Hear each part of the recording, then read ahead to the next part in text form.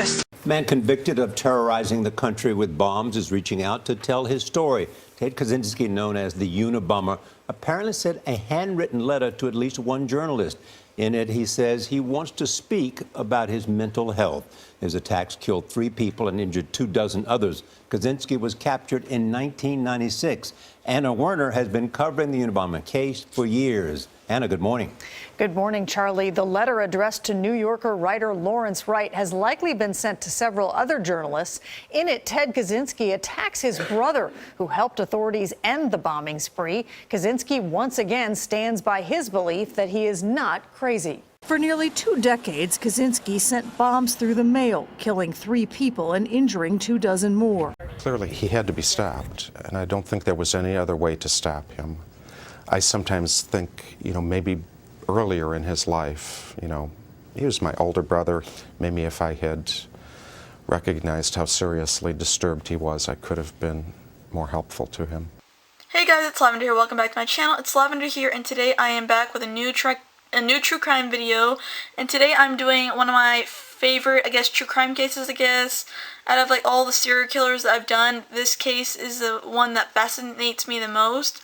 I am doing the Unabomber case, aka the Ted Kaczynski case. So yeah, let's get started into the Unabomber case and story. So here we go, let's get into it. So here we go. So this case, the Unabomber case, was in a bunch of TV, movies, and media and documentaries, and here are some of the media that they were in. They were in the FBI Files show. It was a, back then, a TV crime show, investigation show by the FBI. Discovery released the limited series Manhunt, Unabomber in 2017, and there was also another documentary, true crime documentary thing, called Unabomber in His Own Words. So, this is his childhood / early life, and where he came from, and etc, etc, etc. So, Theodore John Kaczynski was born on May 22nd, 1942 in Chicago, Illinois, to working-class parents who were second-generation Polish Americans. Wanda Teresa, who was born in 1917 through 2011, and Theodore Richard Kaczynski, 1912 through 1990, who was a sausage maker. His parents told his younger brother, David Kaczynski, that Ted had been a happy baby until severe hives had forced him to hospital isolation, with limited contact with others, after which he showed little emotion for months. His mother recalled Ted. She said that he showed sympathy to animals who were in cages or otherwise helpless, which she speculated stemmed from his experience in hospital isolation. And this was at a time where, after that he started suffering mental illness, and his family members didn't really see it, but his brother did, because he has schizophrenia. Ted Kaczynski has schizophrenia, so yeah. In 1952, 10 years after Ted was born, the family decided to move to the southwest suburban Evergreen Park, Illinois. After testing scored his IQ at 167, he skipped the sixth grade. Previously, he had been socialized with his peers and was even a leader. But however, after skipping ahead, he felt like he did not fit in with the older children and was bullied. Both Ted and David were intelligent, but one neighbor said that she had never known anyone who was like Ted or had a brain like Ted, while another said that Ted was strictly a loner. His mother recalled Ted as a shy child who would become unresponsive if pressured into a social situation.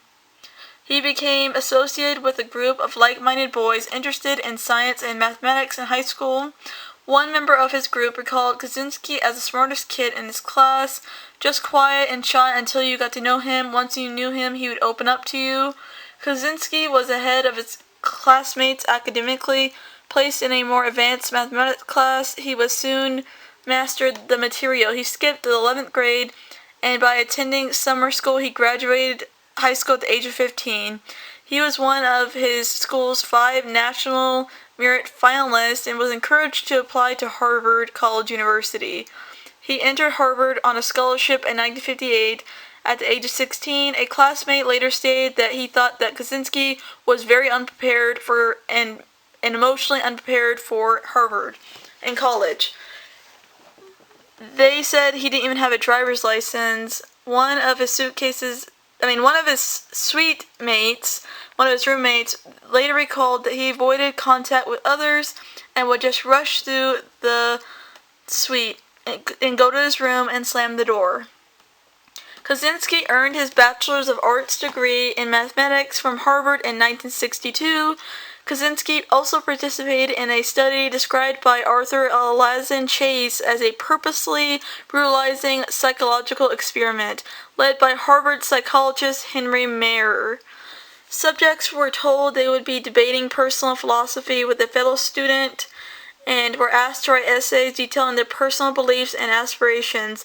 The essays were turned over to an anonymous attorney who, in a later session, would confront and belittle the subject, making venomous, sweeping, and personally abusive remarks and attacks, using the content of the essays as ammunition, while electrodes monitored the subject's physical, psychological reactions.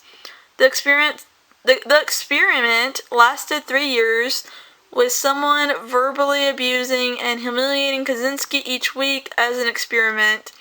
Kaczynski's lawyers later attributed his hostility towards mind control techniques to his participation in Murray's study.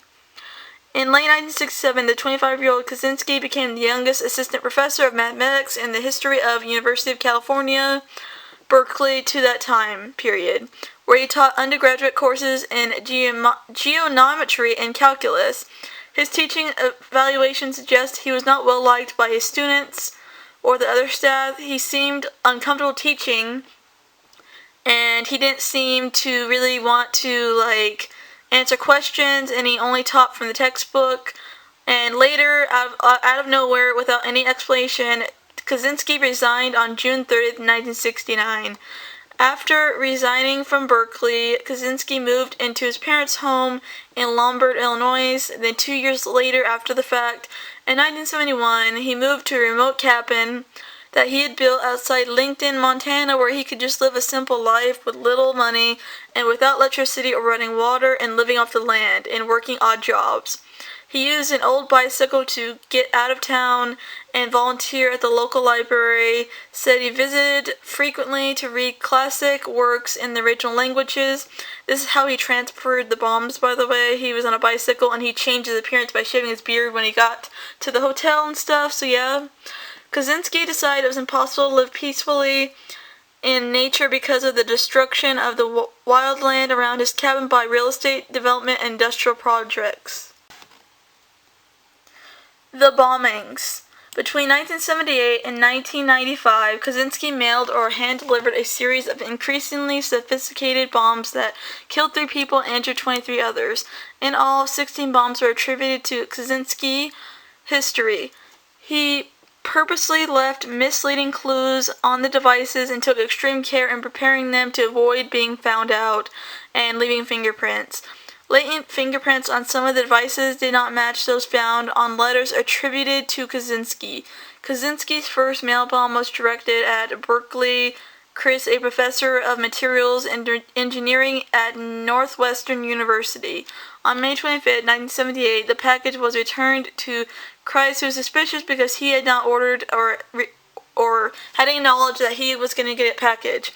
So he contacted the campus police, and Officer Terry Maker opened the package, which exploded and injured his left hand. On 1979, a bomb was placed in the cargo hold of an American Airlines flight. A faulty timing mechanism prevented the bomb from exploding, but it released smoke, which forced an emergency landing. Authorities said that it had enough power to obliterate the plane if it had exploded. As a bombing an airliner is a federal crime, the FBI got involved in this true crime case investigation. The first serious injury occurred in 1985, where John Hazard, a graduate student and captain in the United States Air Force, lost 4 fingers and vision in 1 eye. Hugh Skirton, a 38-year-old Sacramento, California computer store owner, was killed in 1985 in the parking lot of his store. In 1993, after a 6-year break, Kaczynski mailed a bomb to David Gellner, a computer science professor at Yale University.